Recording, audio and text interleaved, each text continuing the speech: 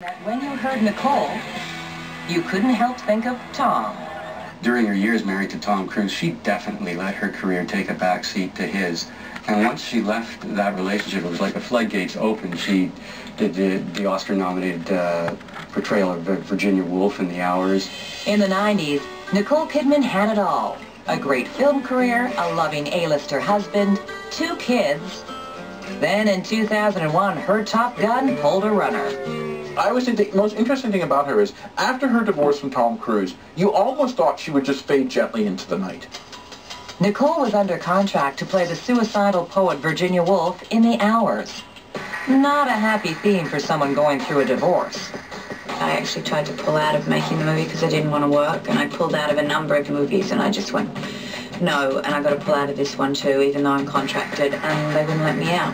The film's producers insisted Nicole take the part. She says going back to work was the best thing she could have done at the time.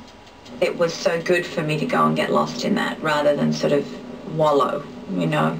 As my mother says, just get up and get going. She came back even stronger. She won an Oscar. Nicole won a Best Actress Oscar for The Hours. But she says her son wasn't too keen on seeing Mom wear a prosthetic nose that made her almost unrecognizable. My son sees the poster in the cinema now, and he goes, ugh, I don't like that.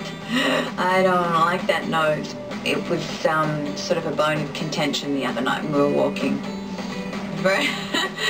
Why did you do it? Why did you wear? I don't ever want you to do that again, Mommy. She did everything she could to improve as an actress, and I think to improve in a perception of someone who was not just Ms. Tom Cruise, but who was Ms. Nicole Kidman. It doesn't hurt that she's nearly 6 feet of, blonde goddess and looks good on magazine covers. But as well, there's some acting chops behind her as well. Nicole Kidman had become a true celebrity alpha female success story. A long way from a gawky Australian girl who thought she was too tall to be beautiful. My own insecurities were that I was too tall. People would say, oh, she's so tall. There's an operation for that. One of the things that as you get older, you say the things that you hated when you were younger tend to be the things that people like about you.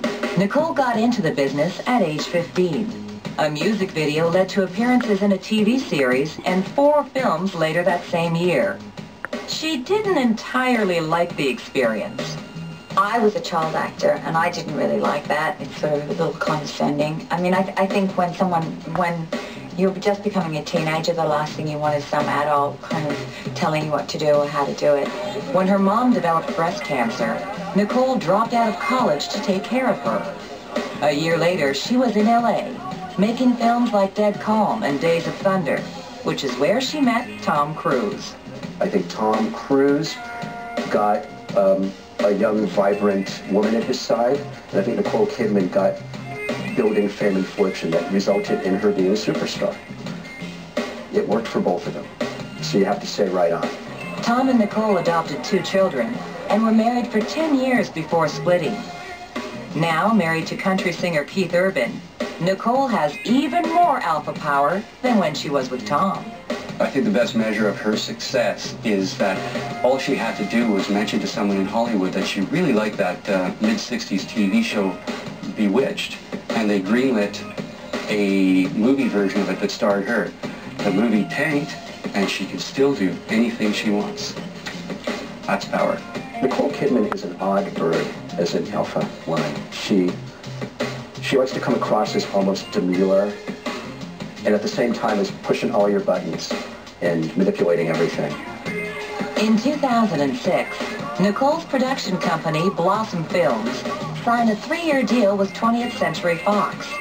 Now she makes more than $8 million as the face of Chanel and earns $18 million a picture, making her Hollywood's highest paid actress in 2006.